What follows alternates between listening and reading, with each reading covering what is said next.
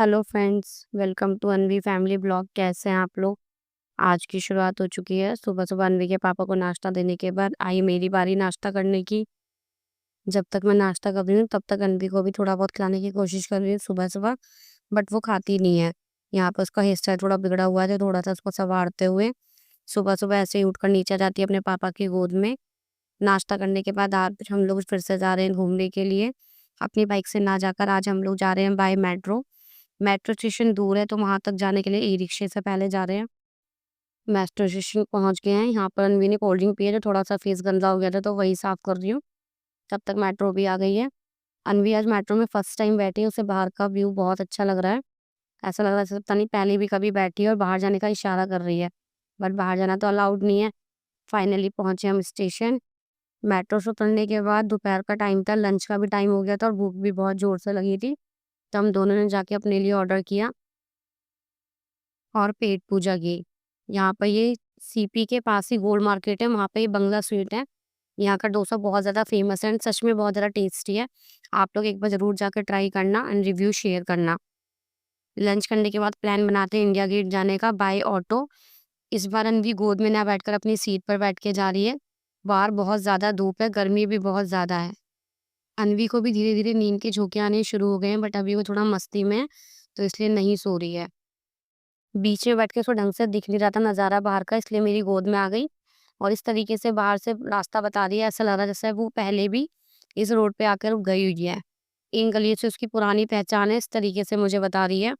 यहाँ पर पहुँचते ही मैंने देखा जिस तरीके से भीड़ है, धूप की वजह से आँख नहीं खुल रही थी, लेकिन भीड़ बहुत ज़्यादा थी।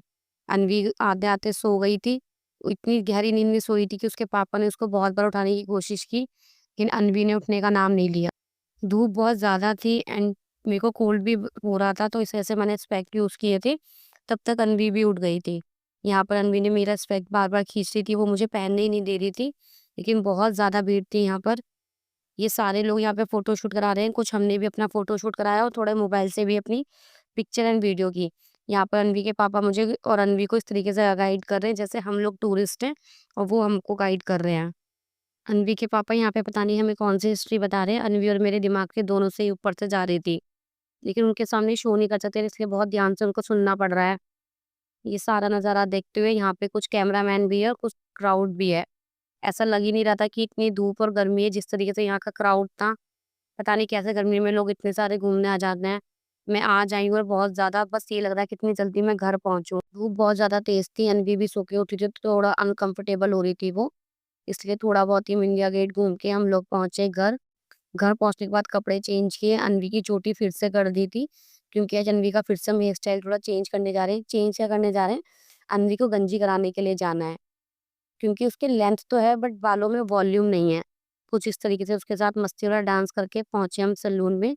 यहाँ पर वो अपने पापा की गोद में बैठी है, उसे खुद अंदाज़ा नहीं है थोड़ी देर में क्या होने वाला है, बट वो अपना फिर भी जो टाइम स्पेंड कर रही है अपने पापा के साथ गोद में बैठ के। शीशे में देख के कुछ इस तरीके से मस्ती कर रही है वो। एक चोटी उसकी उठ रही है, एक चोटी बैठ रही है, तो उस तरीके से वो अपनी चोटी को हाथ लगा के फ़ील कर रही है। यहाँ पर भैया ने ट्रिमर चलाना स्टार्ट कर दिया। पहले भैया ट्रिमर से कर रहे हैं, बाद में उस तरह लगाएँगे। ट्रिमर से उसके सारे बाल हटा दिए गए हैं। थोड़ा-सा वो यहाँ पे देख रही है, हो क्या रहा है।